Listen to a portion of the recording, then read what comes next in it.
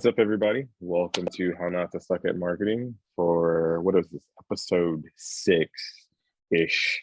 Um, Yeah. we'll edit that out if it's not Yeah. episode 6. I am your host, Quincy Johnson, and I am joined by Tony Boudreau. I said it right. Yes. I You did did. set it right this time. I, The other TV. So I'm still trying to make that a thing. But yeah, no, I'm super pumped that we could finally like catch up after, a handful of weeks. I know it's been super busy. Summer is officially here. And as you can see evidenced by Quincy's amazing flamingo shirt. So yeah, he's ready for um, summer, man. I was like, to be fair, this is not necessarily a summer thing because I try to have like summer year round. And so it's a more of a feel good thing. Okay, And so, sure. so the funny thing about it though, like I'll get into it. Like if you're watching this, um, I've just come off of like a week long vacation. We went to Florida, and we're driving down. Florida still has like the people at the toll booth, right? And so like Oh you shoot, can you're give right. you can talk to people. Like there was a Yeah. sweet like lady who was like, "Have a blessed day," and I was like, "Man, this is really fantastic." And so I gave her my change. I didn't notice the shirt she was wearing, but when we Yeah. were coming back up from Legoland, I noticed that the guy who was also very sweet and generous. So it was really amazing because it's like 90 degrees in that booth, and like they get all kinds of people passing through. He was wearing like a Hawaiian shirt, and I was telling my wife, I was like, man, that guy's a vibe. I was like, see, I'm not out of place wearing my Hawaiian shirts down here. I was like, everybody does it. It's like a feeling. And she was like, the lady on the way down was also wearing one, so I'm pretty sure that's their uniform. And I was like, oh, I was like, well, that's even Vibe better killer. because, yeah, Yeah. I was like, imagine coming to work and wearing a feel good shirt as a uniform. And she was like, you can wear whatever you want to work. You work from home. And I was like, you're right. Because Aw. I was ready to give up everything to become this whole booth change exchanger, just to wear a Hawaiian shirt.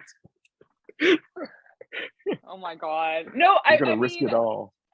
honestly, I I kind of have to disagree with your wife because wearing awesome t-shirts, I mean, this isn't a good example what I'm wearing right now, so please ignore the gray and the darkness in here. But like brightly colored shirts also make me super happy. So, you know, I'm not trying to call your wife a vibe killer, but like I think she's a vibe killer. So, So it's really funny though because the thing that's so awesome about it, and then like we'll get into kind of the topic of today, but mhm, is that it honestly is like you say, it's not for me.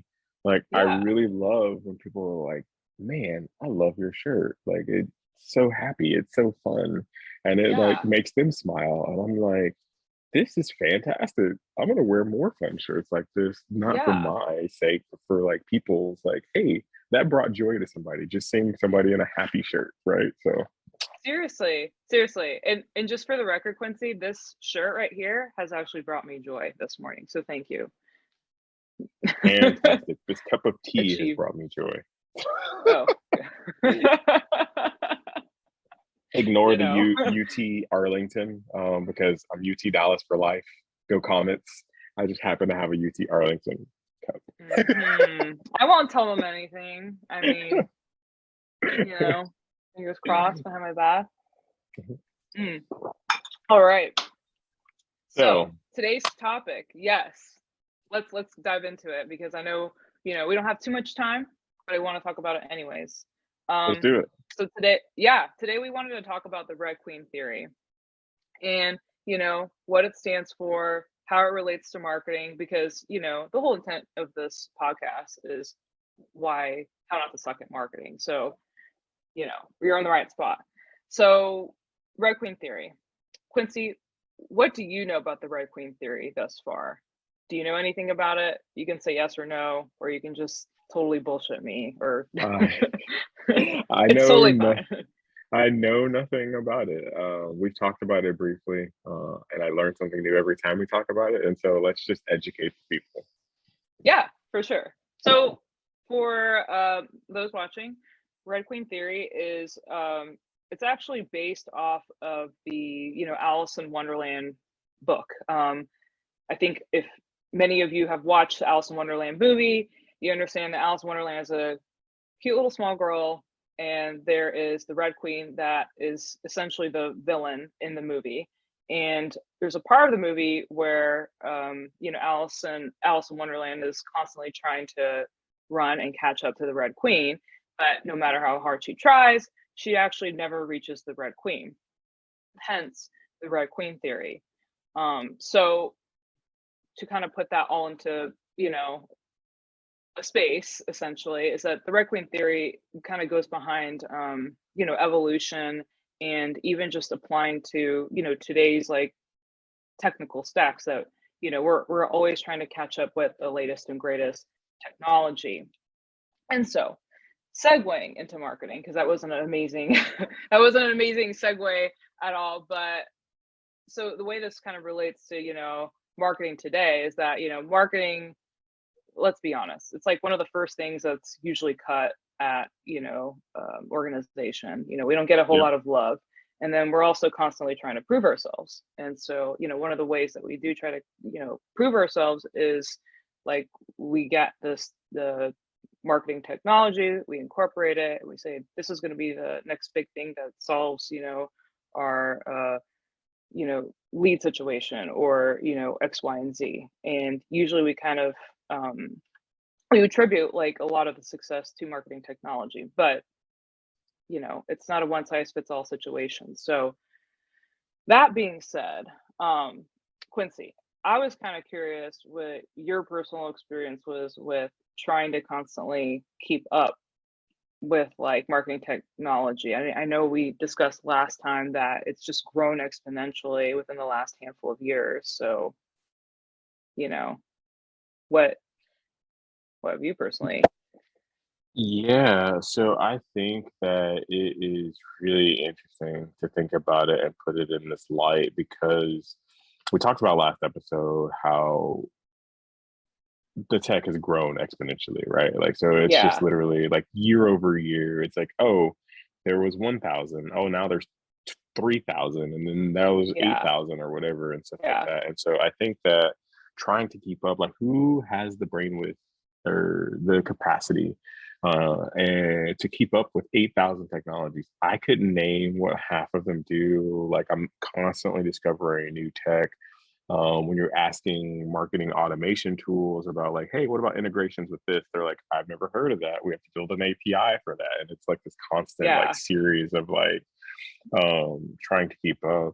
And so like I think we're always chasing, like essentially in marketing. Like we're always because like not only is technology evolving, there's like a evolutionary thing for consumers and for people mhm, and mhm, um organizations and like how they do business. And mhm, so like I would definitely agree that like we're constantly chasing the red queen, right? Like we're trying to figure out this perfect thing yeah, instead of coming to the realization or understanding there is no perfect thing. Like we can't chase no, it. no, that's true, that's true.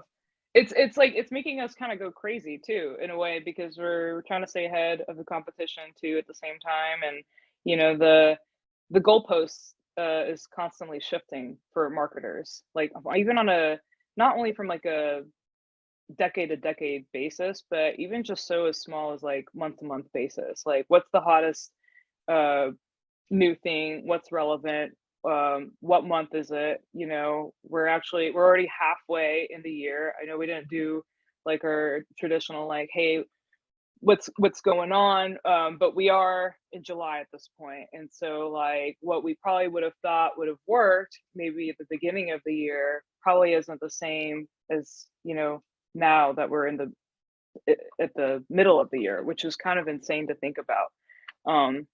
It's the same thing with like the pandemic, having to kind of shift essentially overnight to kind of modify our marketing strategies based on certain limitations, like we can't like entertain in person as much, or the way people interact with like certain apps. So yeah, I mean that's this is all stuff that I think is kind of very good examples of like the Red Queen theory. Like we can never truly catch up, and it's kind of driving us crazy, don't you think? I mean, I think so. Yeah, to that point, like I think at some point, and I'm curious to know your thoughts on this. I think that some part of that chase is somewhat healthy. Like if like I'm being truly honest, because you brought up a yeah, point about the pandemic, and so like I'm totally freestyling right at this point because it yeah, made me think about when we think about our counterparts in the sales team, right? Like we've been telling the uh, sales teams about yeah, digital marketing for so long, and instead of yeah, like going out and knocking on doors, like you should utilize your LinkedIn, you should reach out to people, you should network, you should do these things, join these groups and communities. And they were yeah, like, that's dumb, I know how to sell, like yeah, this is what I'm going to do. I'm going to take so and so out to beer and golf and do this thing and this unmeasurable thing. And yeah. so because those organizations got stagnant and they weren't chasing, right? Mhm. Mhm. um when the pandemic hit, they were like, oh, what do we do? Like, what are the new things? What are the technologies that we need to invest in to help make us capable? And so I think some degree of chase, trying, having a Yeah, healthy ambition is yeah, good. yeah.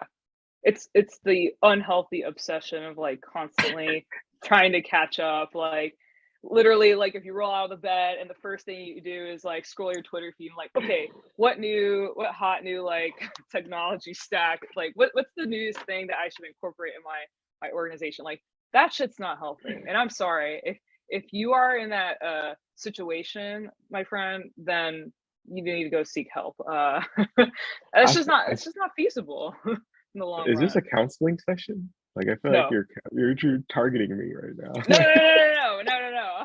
I guess I promise. I'm not a licensed therapist by any means, and so just take my word with a grain of salt. But I'm saying that like that constantly. Uh, well, any MarTech people that are out here watching, this episode, like it's not feasible to kind of literally just sit down every morning and like just constantly check your Slack messages, your emails, like your Discord channels, your Twitter feeds, your Facebook groups. Just like we're just constantly inundated with information, and there's just no.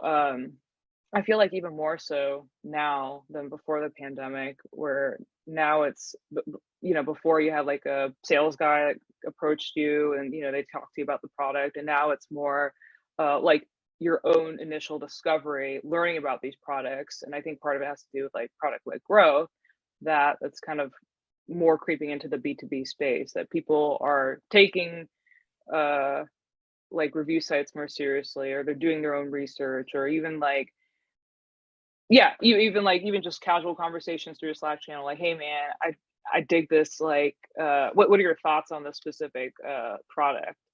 Um, that's all. I think that's so weighted more heavily than just coming it from straight from a sales guy. Yeah, I So think one of those, like we talk about dark funnels a little bit too, but it's like mhm. Reddit is one of those things too. Like we just had a Yeah, client who had like they found their stuff on Reddit and they found out like a lot of their stuff had been upvoted and all this stuff. And I'm like, yeah, people are talking about you, and it doesn't necessarily um uh have to be like direct you talking to people as far as from a marketing standpoint. yeah, But then I was gonna say, like, on like the counter side, back to not being the chase. mhm, Like I think there's still organizations out there who don't chase, and it's really evident. And so I think there's a balance between um, you have to understand like capabilities of your team, like what's MVP, like what can we Mhm. accomplish with the tools that we have, and to understand that Mhm. we can't have like all of the tools that are out Mhm. there, but Yeah. like what can we have and like operate on like at a minimum, like what do we need at a minimum to be functional, right? It's like for a car, like if you're building a Yeah. car, we need an engine, we need some sort of chassis or frame, we need Yes. wheels, Yes. and like the trunk, we don't necessarily need trunk space, whatever, it's cool. Like we need seats, somewhere Yeah. to sit down, like a steering Yeah. wheel so we can steer. Yeah. And so just figuring out and like thinking about like what are the foundational elements that you need, core capabilities and stuff like that, and then like building your strategy out around that. The last thing that you want to do is to become this me MarTech enthusiast where you're like buying these things or you have these subscriptions to things and it becomes shadow IT. Yeah. Right? And your CEO is like, hey, we're reducing your budget and now we need you to take a look at all the things Yeah. that you're utilizing, and you go and you're like, I don't have any idea what we have. Like so and so bought this on an individual subscription, so and so bought this. It's not integrated with anything. We don't Yeah. really know how to use it. Like that's where you don't want to be. Yeah. And I mean, to your point, like who is managing those licenses? Like what exactly? Like what if Billy Bob in this part of the company bought this MarTech solution and then another person bought this, like they're the point of contact. And then if for some reason like one of you guys leaves, I mean, then that like you still have the subscription, um, and you don't even know how to reach out to, you don't know how to use the tool. We touched base on this, the last episode. I mean, like once the person that knows how to use that particular marketing technology like leaves, you're kind of screwed, and then you have to kind of start all over and retrain everybody. I mean, it's just like it's a pain in the ass, essentially. Mm-hmm. Excuse my French, but I'm sure you've seen this plenty of times, Quincy. Not just like working internally, on the marketing organization within a larger team, but also agency side too. Because I mean, that's kind of like your Yeah, thing. I was gonna say the main thing that we see is when there's been a change in position, right? So you get a new CMO, you have an old CMO who was like live and die by like let's say like sugar CRM. He's like, oh, dude, I know how to work it. This is what we live Yeah, and die by. This is our yeah, thing. And then he leaves, new CMO comes in, and he's like, what is sugar CRM? I don't want to use that. I don't like it. Doesn't have the functionality we need. You know what we need? We need Salesforce. And like, and then you get, oh, now I need to get a Salesforce developer. Now I need a Salesforce admin and blah, blah, blah. And then you're in a 3-year agreement with Salesforce.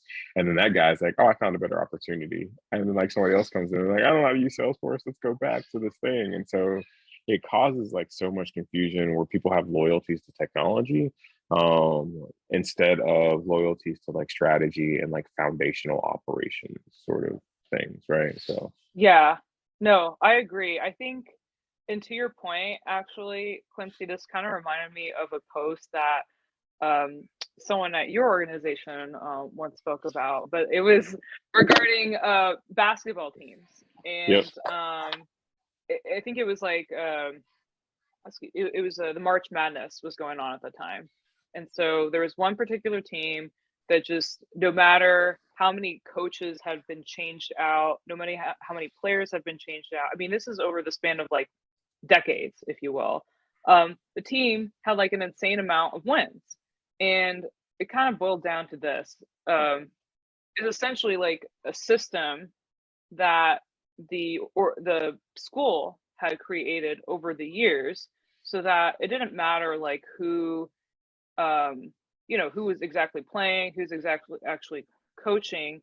You could essentially plug and play, if you will, anybody in, and as long as you had the system set up, you were destined kind of for success, or you just had a higher chance of success versus if you heavily relied on like just individual components and you're trying to reactively plug in like a sinking ship, if you will, you know Yeah. because I, Yeah, no, 1000%. It's about systems and process. And like I know which post you're talking about, and we're like both Yeah, aligned on that thought or philosophy, yeah, right? Like, I mean, because you utilize it in your everyday life. Like, you can build a system. And like I literally before we were talking, I told you, or before we started recording, I told you I have a system in place for my morning routine, workout, and stuff like that. And so yeah, no matter where I'm at, the system doesn't change. Like the method and modes may change. Like I yeah, didn't have access to like my full garage gym. So I took 25-pound weights and resistance bands on vacation. Right. And I'm like, all right, cool. No matter yeah, what, like this train has to keep moving. I have a system, yeah, I have a process. yeah, And I think that those are definitely foundational elements. And then you layer technology, you look at the technology as like for the meatheads out there as your supplements, right? These are your like yeah, your protein, your branch chain yeah. aminos, like your pre-workout, all that stuff. But like mindset, foundation, process, if you don't have these things in place, like it doesn't matter how much pre-workout you take, but you're not gonna go out Your there and heart might stop. Yeah. win. So but yeah, Yeah. so I think that's awesome. Do you have No. any closing thoughts on that? Yeah. I mean, I love actually I love the illustration you pointed out because I also work out too, and it's the same thing. I mean, you could be chugging like crazy amounts of like protein shakes, taking pre-workouts, amino acids, like God knows what. But if you're just not putting in, if you don't have a foundation set, if you're not like consistently like working out, whatever days that you choose, maybe it could just be Monday, Wednesday, Friday. But if you're not doing those things consistently and you don't have a structure in place, that's kind of when things fall apart. And that's kind of when it makes it really obvious that maybe like you kind of need to rethink your kind of where you are essentially. Like maybe I didn't have a strategy in the first place. Maybe I was just throwing shit to the wall and like hoping it would stick because trust me, marketing, we tend to do that a lot. It's not we really shouldn't be doing that, but you know, it's a kind of a thing that we're known to do. Not saying that all marketers do that. Good marketers do that, but they should have a system in place. But yeah, those I think that was great. And honestly, I think oh yeah, my other closing thought too is that if you're obsessively looking for the newest marketing technology, just don't do it. Like you're gonna It, burn yourself out, and it's good there's to super more be things. aware for all Yeah. my MarTech nerds. It's really Yes. good Yes. to be aware, Yeah. but you should develop a process for technology evaluation. Yeah. You should like you need to build out a spreadsheet, ask Hmm. really pointed questions as to like why we want to use this, what would be the Hmm. benefit, understand how it fits across your entire MarTech stack. But then not only MarTech stack, like if you have a BI team, any kind of analysis team, can we get this data pushed to other parts of the organization? Sales Hmm. team can use the data, and it's Hmm. not just like siloed. Hmm. And so obviously there's some tools that need to be siloed, but like we need to figure out how to like use these across the organization, because what that does for you is it adds additional value to your decision to implement the technology. It Hmm. increases adoption because teams are like, yo, I'm getting something from this thing that we did.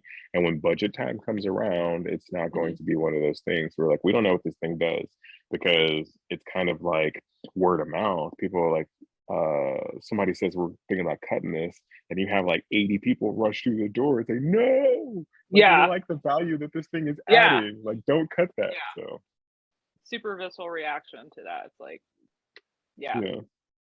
that's awesome. So Um, cool. This has been another episode of High Next Second Marketing.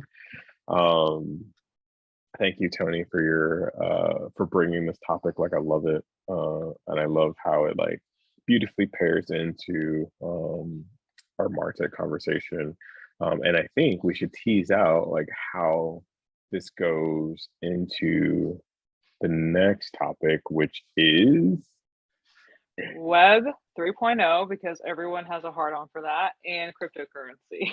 yeah, it's been in my feed. I've been watching a lot of Gary Vee. I've been seeing like all these crypto millionaires. I've also been seeing people crying because the NFT, their value, their ceiling or their floor, I don't know what it is. Like, you're gonna educate me next time, but like somebody said I woke somebody said I woke up way poorer than I was yesterday. And I was like, what happened?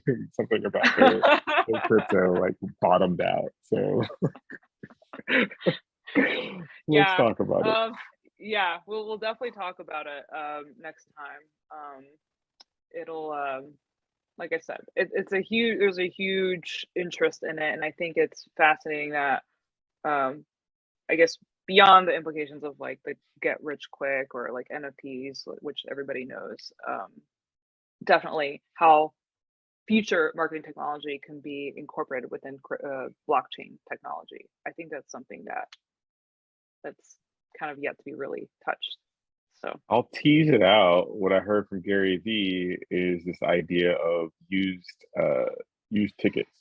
Like people are selling concert tickets on eBay for like hundreds of thousands of dollars sometimes. They're like, oh, I got a Rolling Stone ticket from 1972 mhm. and I'm selling on eBay. And then like if you were to able to NFT that or turn it into crypto, like he was talking about the NFL leveraging it and saying Super Bowl 12 NFT, like to get people buying digital ownership and then like selling that could be like Yeah, way more beneficial than like a stub that you have to actually keep and stuff like that. So it's super yeah, interesting. There's a lot of good stuff out there. So I'm yeah. curious There's to a see how lot like marketers ton could use of it. mark. Yeah, I was gonna say there's a ton of marketing utility out there, and I think we literally.